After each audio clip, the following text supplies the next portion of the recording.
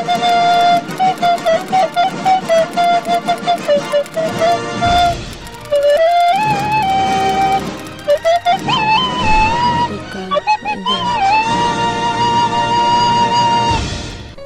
kepada korang yang tengah tengok video ni, saya tinggalkan jejak korang dengan komen hadir right now in the comment section below. Terima kasih.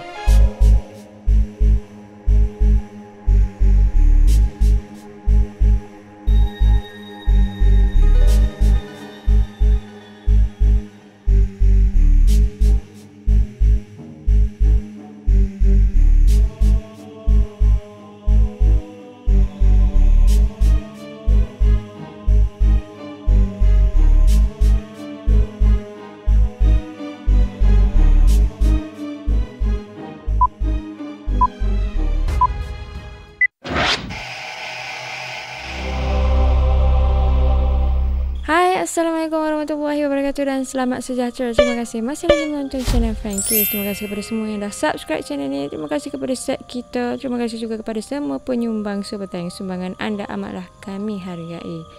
Untuk malam ini nak kongsikan satu cerita yang dikongsikan oleh Ika mengenai pengalaman dia jaga umi dia yang telah disihir. Tanpa basi-basi lagi, kita terus masuk ke cerita on count of 3, 2, 1. Cerita ni diceritakan oleh Tika. Nama ni adalah nama sebenar. Berlaku pada 4 tahun lepas, iaitu tahun 2021. Lepas tu, Ika ni cerita dia agak banyak part, tapi insyaAllah tak panjang mana. Bermulanya kisah dia lagu ni. Ada satu hari tu umi dia duduk masuk untuk makan petang satu family lah.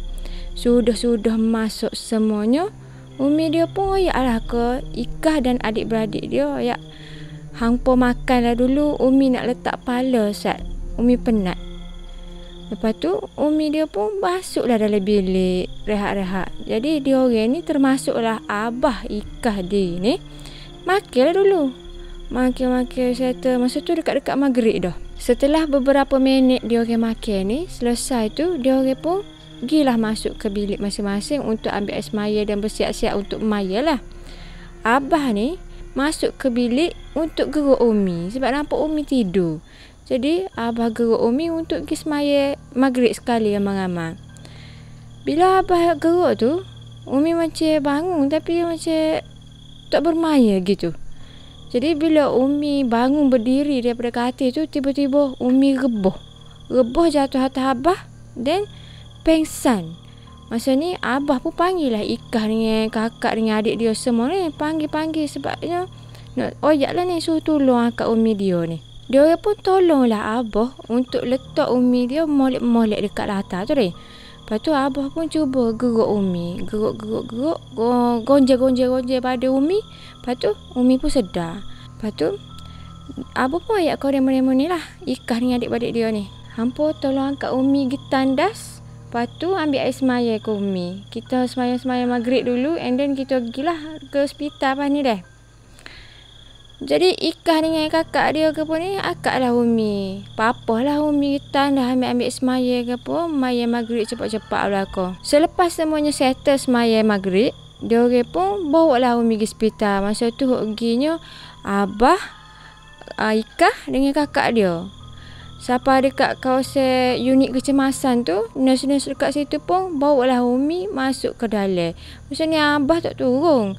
Pasalnya umi sedar ke bukan kata dalam keadaan nazak dok. Jadi tunggu rasa macam lama sangat. Abah pun baliklah dulu dengan anak-anak dia termasuk Ika. Jadi tak lama lepas pada tu, dalam pukul 12.30 gitu, umi pun call. Umi call kat abah kata boleh balik dah. Dia orang pun follow juga abah sekali lagi untuk pergi ambil umi dekat unit kecemasan tadi tu lah. Masa dia orang sapa untuk ambil umi tu, dia orang nampak umi macam okey lah. Tidaklah lemah macam mula-mula tadi. Dia orang pun masuklah umi dalam kereta. Dalam masa perjalanan balik ke rumah tu, abah ni pun tanyalah umi. Doktor ada bagi tahu sakit apa-apa tak? Depa pun tak tahu sayang sakit apa. Semua dalam kereta pun terdiam. Hari makin hari keadaan Umi makin worse. Siapa kau tahap Umi payah nak tidur. Dah lah payah nak tidur. Bila tidur pula duduk mengigar, duduk terjaga. Jadi end up dengan Umi ni letih lah di tengah hari ke, sebab malam tak cukup tidur. Abah ni pun dia tengok keadaan Umi gitu, macam bini dia ni sakit tu, dia pun mulalah risau. Dalam masa yang sama, Abah pun cubalah cari cara untuk pulihkan Umi tu. Gilah dekat klinik tu, klinik ni. Nak cek lah takut ada gapo-gapo. Tapi clear, tak ada gapo-gapo. Sehinggalah pada satu hari tu, ada seorang pekerja Abah, oyak ke Abah macam ni. Mu terawat sawah kapung lah pula. Dekat kampung aku ni ada seorang ustaz, bolehlah dia buat-buat air tawar, rawat-rawat cara Islam ni. Boleh juga. Tak apalah, sekejap lagi malam aku pergi rumah mu bawa lah aku tunjuk rumah ustaz tu. Petang tu, lepas pada Abah balik kerja, siapa je dekat rumah tu, Abah terus cakap ke Umi. Lepas mayan isyak nanti siap-siap lah nak pergi rumah ustaz, nak buat air tawar. Lepas isyak tu, Abah pun teruslah ajak Umi untuk pergi dekat rumah ustaz tu. Tapi masa tu Umi macam berhati. Duduk oyak ke Abah, tak apalah, tak segilah mula-mula gitu Tapi Abah paksa juga. Paksa suruh pergi juga. Malam tu Abah Ikah ni tak bagi pun dia orang ni ikut. Abah dia oyak, tak payahlah pi, biar Umi dengan Abah je pi. Kami pi bukan nak syok-syok, kami pi nak buat ubat. Selepas beberapa jam Abah dengan Umi tu and then balik tu, Ikah dengan kakak dia ni tunggulah depan pintu. Dia bunyi kereta kan. Nanti nak Ita lah nak tengok Uminya. Dia pun nampak lah Umi ni tubik daripada kereta. Umi nampak segar molek. Sihat balik gitu. Macam hari-hari sebelum-sebelum ni lah. Nak masuk sihat tu. Jadi kat dia pun macam lega lah sikit. Lepas tu, lepas pada tu, Umi pun macam boleh tidur dengan molek. Kira mudah nak tidur. Tidur pun tak ada masalah. Duduk ngigar-ngigar aku. Duduk sedar-sedar aku. Tak ada lah. Beres lalu. Selepas 2 hari dia ambil air tawar tu, tiba-tiba pada maghrib hari tersebut, Umi ni jadi balik. Umi oyaklah kau Ikah ni. Dia kata dia duduk dengar macam ada orang bisik-bisik dekat telinga dia. Lepas tu Ikah dengan kakak dia duduk tengok lah Umi ni. Oi, gelisah molek Umi. Gi mari. Dalam keadaan duduk tu pun dia tak duduk dia. Nampaklah kegelisahan dia tu. Siapa ko? Peluh. Bukan kata gitu saja duk. Memang peluh-pelah Umi dia. Dah bila nampak lagu tu, Ikah pun teruslah pasal ayat-ayat suci Al-Quran. Sementara tunggu ayah dia balik kerja lah ni. Siapa je Abah dia kat rumah, dia orang pun terus ayat ke Abah saya ni. Kata Umi ni jadi puluk dah. Abah pun terus masuk, tengok Umi dalam keadaan gelisah lah. Jadi Abah dia pun gelisah hetek. Tak sedap hati ni tengok bini tak sihat ni. Jadi Abah dia pun mula-mula sekali dia ambil air tawar. Air tawar ustaz tu bagi Umi minum sapu-sapu muka ke apa. Cuma keadaan tu reda sekejap aja. Jadi kan Abah pun bawa lah pulak pergi jumpa ustaz tadi tu lah. Ustaz 2-3 hari lepas tu dia orang pergi. Jadi pergi jumpa uli-alik pergi jumpa ustaz tu. Lama kat lah. Dekat 2 minggu juga. Banyak kali lah juga pergi. Tapi tak ada perubahan. Mula-mula balik tu okey lah mata. Lepas tu gelisah balik. Ada dengan bisikal lah macam-macam. Ada macam gangguan gitu. Sehinggalah kawan Abah hok suggest untuk pergi berobat cara kampung tu oyak gini. Jom kita try cari ustaz lain pula. Aku ada tahu lah satu tempat ni. Aku pernah duk pi dengan bini aku tu. Bini aku pun lebih kurang bini hang lah. Pernah lah jadi benda-benda macam ni. Malam tu Abah tak kecek banyak. Balik je daripada tempat kerja sampai di rumah tu. Mayem makan ke pun satu terus ajak Umi pergi tempat hok saing dia oyak saat ni. Abah ajak jugalah saing dia hok oyak tu. Sebabnya tak tahu jalan ke. Kenalah saing dia bawa ke tunjuk jalan rumah ustaz tu pula. Jadi saing dia ni pun bawa bini juga pada hari tersebut. Katanya lah bini dia ni pernah kena gangguan tapi hok lagi teruk daripada Umi kena. Jadi gilah Umi dengan Abah. Umi dengan Abah naik kereta tak bawa anak-anak. Dia orang follow lah sayang Abah tadi tu dengan bini dia tu. Jadi selepas beberapa jam tu Umi pun balik. Maksud Umi balik macam biasa, Ika memang tunggu depan rumah. Nanti nak tengok lah bini pula dah, Umi dia ni macam mana dia. Setelah Umi balik, Umi turun daripada kereta. Oh, memang nampak segar bugar Umi dia, macam tak pernah sakit. Turun tu daripada kereta, jalan nak masuk dari rumah ke, boleh tersenyum-senyum lagi ko Ika dengan kakak dan juga adik dia. Lepas pada Umi masuk dalam rumah dengan Abah ke apa tu, Umi pun salin baju ke apa semua, duduklah dengan anak-anak. Anak-anak pun ready dah duduk tunggu ni Umi ni nak dengar cerita lagu mana update dah. Lepas tu Umi pun mulalah cerita. Umi royak masa dia pergi dekat rumah ustaz tu, macam biasa, macam rumah ustaz-ustaz lain. Pergi tu buat rukiah ke apa tak. Lepas tu tiba-tiba ustaz tu kata ke Umi, dalam badan hang ni ada benda. Aku nak masukkan benda yang dalam badan hang ni dekat kawan hang ni. Ustaz tu tunjuk dekat bini sayang Abah tu. Memandangkan bini sayang Abah tu macam okey je. Dia bagi je izin untuk ustaz buat gitu. Lepas tu ustaz pun ambil lah benda dalam badan Umi ni, masuk ke dalam badan bini sayang Abah tu. Dipendekkan ceritanya, conclusionnya benda tu memang nak duduk dalam badan Umi. Cuma malam tu ustaz tak tanya banyak. Dia just tanya siapa, buat apa duduk dengan ni. Setakat ringkas gitu je. Lepas pada tu ustaz pun sembang-sembang lah sikit dengan Umi. And then ustaz rukiah-rukiah Umi. Lepas tu ustaz pun cakap, okey takat ni untuk malam ni. Esok hampa mai lagi no. Esok tu Abah bawa lah Ikah dengan kakak dia sekali. Sebabnya dia orang memang kacau nak ikut lah. Memang nak ngikut kau-kau, jadi nak kena bawa lah. Sayang Abah dengan bini dia pun ikut sekali juga. Pergi sekali juga. Sampai dekat sana, ustaz pun panggil lah Umi. Ikah tengok ustaz tu duduk baca lah, baca rukiah gitu. Tiba-tiba Umi macam tak sedar. Tapi Umi macam pengsan gitu. Bukan kata kena rasuk. Kemudian ustaz tu pun pindah ke benda dalam badan Umi tu ke pada bini sayang Abah tu buat sekali lagi. Dan pada hari itulah kali pertamanya Ikah ni tengok orang kena rasuk. Ustaz pun tanya, kenapa mu duduk dalam badan dia? Aku tak suka tengok dia. Aku nak biar dia duduk dalam serabut je sepanjang masa. Kau keluar sekarang. Kau keluar daripada badan dia. Aku cakap elok-elok ni kau dengar lah. Tak mau. Aku nak budak ni. Ustaz pun teruskan sembang-sembang lah dengan benda tu. Tanya macam-macam lah. Ada satu part tu, tiba-tiba dia ayat gini. Dah lah bodoh. Tak pandai baca Al-Quran.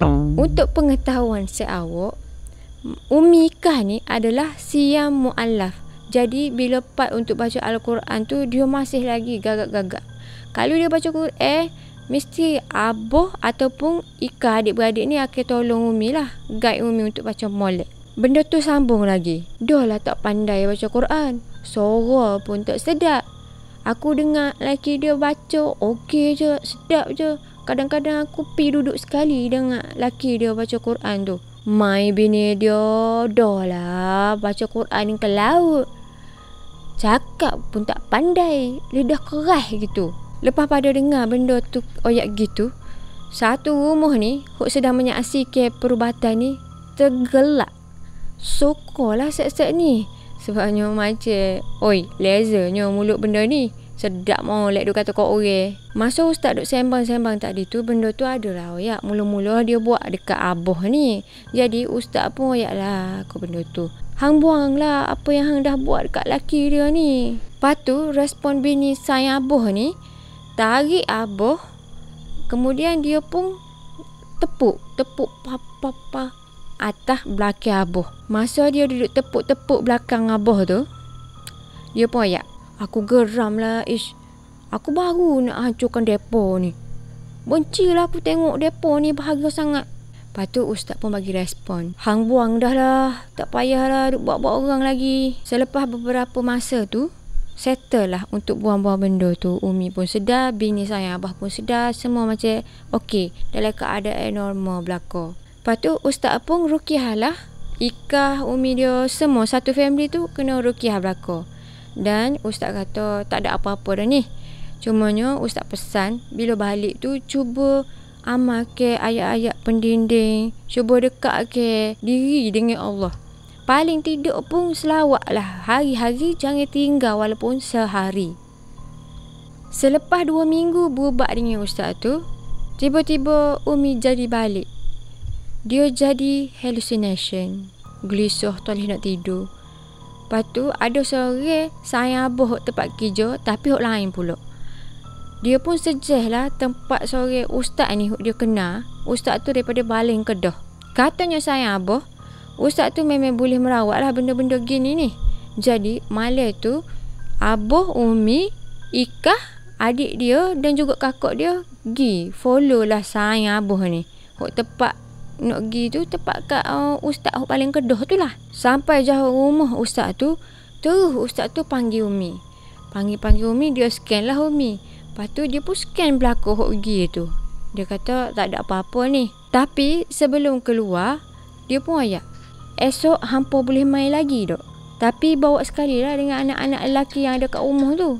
Bawa main belakang kat sini. Dia pendekkan ceritanya, esok dia orang satu family ni pergi belakang dekat rumah ustaz tu. Jadi kak, siapa-siapa aja rumah ustaz tu panggil mula-mula sekali adalah abang sulung Ikah. Panggil tu, ustaz pun royak lah kau abang sulung Ikah ni. Hampa rajin-rajin lah semayang Sambil-sambil dia royak kau abang Ikah lagu tu, dia tulis kalimat Allah atas belakang abang sulung Ikah tu. Ustaz pun royak lagi. Banyak jin dengan budak ni, tapi dia buat tak heran je. Oi, hati dia kental betul. Sebelum balik tu, ustaz apa ya? 3 hari lagi hampa main balik no. Nanti bawa 5 kasturi, 7 jenis bunga, garam, kain batik. Dan ada beberapa lagi lah ustaz ayatnya. Ada list dah siap untuk dia orang bawa ni. Tujuan ustaz suruh bawa barang-barang ni adalah untuk dia orang nak pelepah. Umi lah sebenarnya, umi. Bukan orang lain. Nak mandi umi. Mandi pula si awak. Bukan mandi biasa-biasa. Masuk dalam sungai tepat pukul 12 malam, ustaz tu akan melakukan upacara. Kalau tak silap ni pernah dengar lah cerita ni. Berubat dia ni bukan sekali dengan ustaz masuk dalam sungai tau. Bersakit tu sendiri je. Seorang diri masuk dalam sungai dalam pukul 11.50 gitu. Tunggu dulu sehingga pukul 12 malam. Ustaz hok duduk atas tebing tu akan baca-baca lah. Dan situlah dia akan pelepas. Ni tak tahulah sejauh mana ilmu ni. Betul ke dok? Wallahu alam.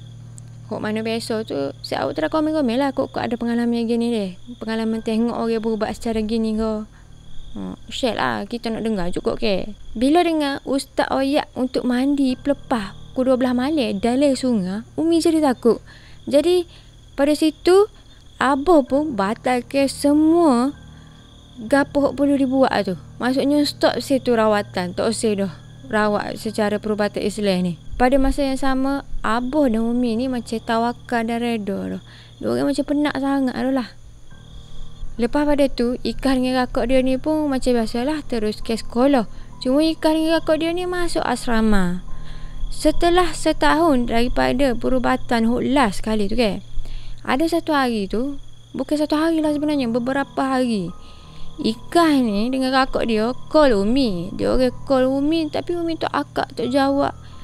Lepas tu dia orang macam risau kan. Sebab sekali umi dia mari jenguk-jenguk sama juga. Ni tak mari pun, tak dengar khabar berita pun. Disebabkan oleh itu, Ikah dengan adik dia, sorry ini salah ayat kakak dia.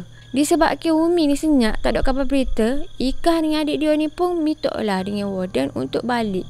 Minta dengan sekolah juga untuk cuti beberapa hari. Sebab risau lah umi dia ni rana senyap ni, telefon pun tak akak tau. Dia orang pun ni balik lah. Balik rumah. Tengok-tengok umi dia orang ni macam tak sihat. Jadi balik macam setahun yang lalu tu. Jadi letih, gelisah ke apa. Jadi kak dia orang pun gila dekat umi dia ni, tanyalah. Umi dia orang ni pun bagi tahulah. Umi ni ada pergi buat rawatan Islam pula. Kali pertama umi dia pergi ni keluar paku melalui kaki. Tapi hok ngerinya, kali kedua pergi berobat tu tempat yang sama, kali kedua jugalah keluar keluar paku pulak daripada kaki Umi. Dah bila Ikah dengan adik dia ni dengar keadaan Umi gitu, jadi dia orang ni pun macam risau lah juga dia. Sebabnya dekat rumah ni tak ada orang, ada Umi seorang. Dia orang pun decide untuk berhenti duduk daripada asrama. Kira ulai alik lah balik sekolahnya. Dia orang pun keluar daripada asrama, duduk dengan Umi, teman Umi sementara abah balik kerja petang tu. Kali ketiga untuk berobat, Umi dengan abah ni bawa lah Ikah dengan adik dia. Bawa pergi sekali dekat tempat tu. Dia orang sapa-sapa je tempat tu. Sapa je dekat bangunan tu. Dia orang macam kejut juga lah. Bangunan tu agak besar. Masuk tu, ramai gila ustaz. Dah lah ustaz ramai. Customer dia pun of course lah ramai sangat. Hok di tengah menunggu untuk buat rawatan. Jadi kat dia ni pun tunggulah. Duk tunggu-tunggu sapalah turn dia orang ni. Masuk ke dalam satu bilik rawatan. Memang bilik tu agak luas lah. Dan banyak juga bilik kat kawasan dalam building tu. Dia orang pun berempat ni masuk. Dan tengoklah ustaz tu buat rawatan pada Umi. Dalam bilik tu ada 2 ustaz yang akan tolong buat rawatan ke Umi ni. Mula-mula ada seorang ustaz tu, dia duduk belakang Umi. Dia suruh Umi hadap kiblat. Lepas tu dia pun letaklah tangan dia atas kepala Umi. Dia ruqyah. Dia baca-baca. Masa tu Umi macam nepik. Sakit! Lepas tu ustaz seorang lagi tu tengah diri tu pun tubik. And then cepat-cepat dia buat masuk 1 baldi air.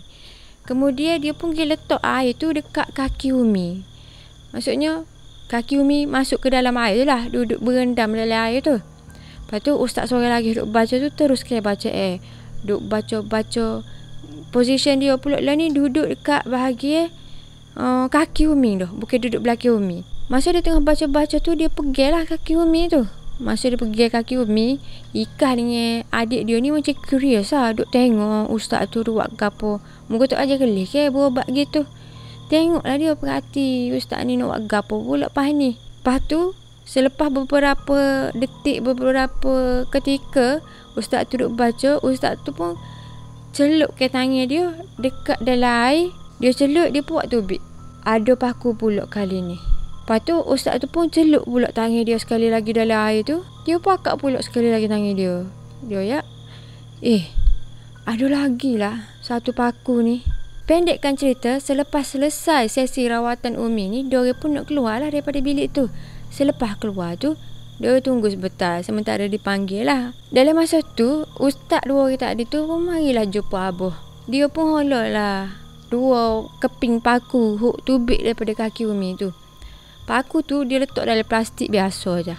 Dia pun bagi ke abah. Kos rawatan tu adalah lebih kurang 100 lebih. Dekat-dekat 200 untuk sesi rawatan tu saja. Jadi kat dia orang ni pun balik lah. Balik membawa paku yang dikatakan keluar daripada kaki Umi tu.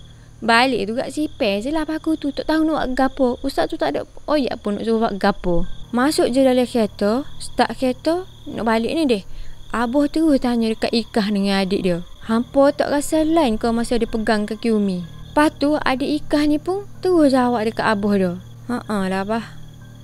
Adik nampak tadi. Dia macam ada keluarkan apa benda entah dari poket jubah dia tu. Lepas dia keluarkan benda tu, dia pun terus letak dekat kaki Umi. Lepas tu adik Ikah pun senyap kejap. Dia pun sambung lagi. Lepas tu lah tiba-tiba ustaz tu cakap yang ada keluar paku dekat kaki Umi. Lepas jadinya kejadian macam tu, agak pelik dan macam kena scam je.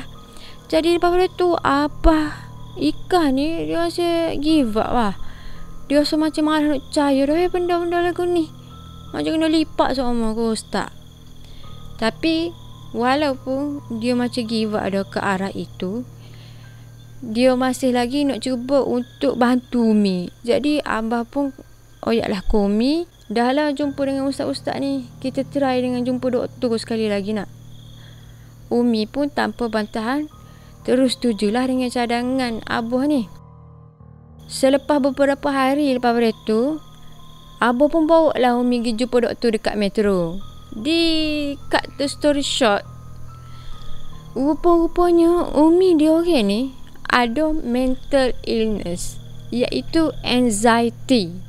Sebab tu Umi dia bila dalam keadaan gelisah tu, dia punya gelisah tu teruk sangat. Siapa berpeluh-peluh, siapa tak boleh tidur malam, hati pula dah jatuh ni berdebar-debar, macam tak terkawal. Jadi disebabkan severe anxiety tu, doktor pun sarankan, bukan saran, memang dia bagi ubat kepada Umi untuk dimakan bila perlu. Senang cerita hampir setiap hari jugalah Umi kena konsum ubat tu. Dan selama 2 tahun dah Umi makan benda tu dan Umi tenang. Tak ada masalah gapo-gapo. Sehinggalah sekarang Umi masih lagi makan ubat tu. Pengajaran yang kita boleh ambil daripada cerita ni adalah, pertamanya, kita kena refer dulu hospital. Cuba dulu, kehir-kehir dulu. Sebab ni benda ustaz-ustaz juga pesan tau tak. Kalau sakit gapo-gapo, pergi tuju hospital dulu. Pergi tuju, cek-cek dulu. Dah banyak-banyak kali cek sekalian tu tok jadi hospital ni tak ada gapo. Terah dulu. Dah rasa macam, pelik dah ni, sakit-sakit tapi tak ada penyakit. Okey, kita boleh teruskan untuk ke rawatan alternatif. Sama ada rawatan Islam ataupun rawatan alternatif lain lah. Dan pengajaran keduanya, bila nak buat rawatan Islam tu, cuba perhatikan ustaz-ustaz kita pergi tu. Make sure ustaz tu bertauliah. Tapi UNESCO ni, dengan bangunan besar tu, dengan ramainya ustaz tu, scam juga rupanya. Oh lah. Dekat Kelantan ni, setakat pengalaman ni tak ada lagi jumpa.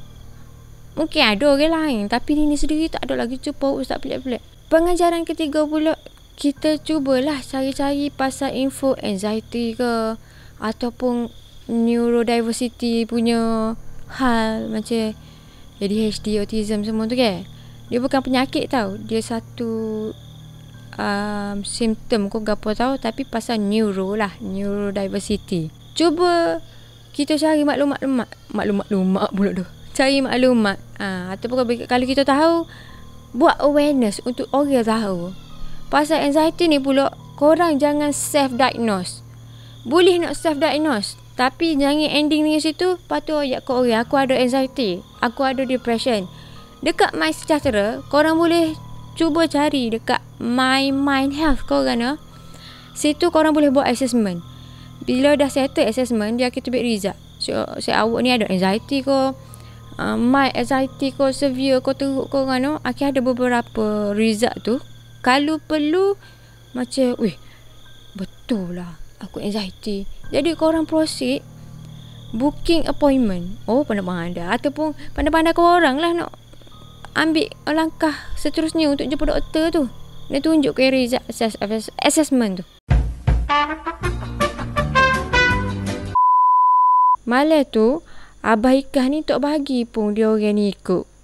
Abah dia ayat, tak payahlah pi, biar Umi dengan Abah je pi. Kami pi bukan syok-syok, kami pi nak buat ubat. Tak payahlah pi, biar Umi. Tak payahlah pi, biar Umi dengan Abah je aja poyi kang. Selepas 2 hari pergi berubat dengan ustaz tu. Selepas 2 hari pergi ambil air tawar dengan ustaz tu, ada masa maghrib tu, tiba-tiba Umi jadi balik. Dia macam Umi cakap dia bersik terpeling. Umi jadi gelisah sampai peluh. Okey. Selepas 2 hari pergi ambil air tawar tu, selepas 2 hari pergi ambil tawar, dah lah, tak pandai apa cakap tu. Tengok laki dia baca sedap je. Kadang aku pergi duduk sekali, aku dengar sedap je laki dia baca. Mai bini dia nak cakap pun tak pandai, lidah keras. Dah lah tak pandai baca Al-Quran. Lepas tu dah lah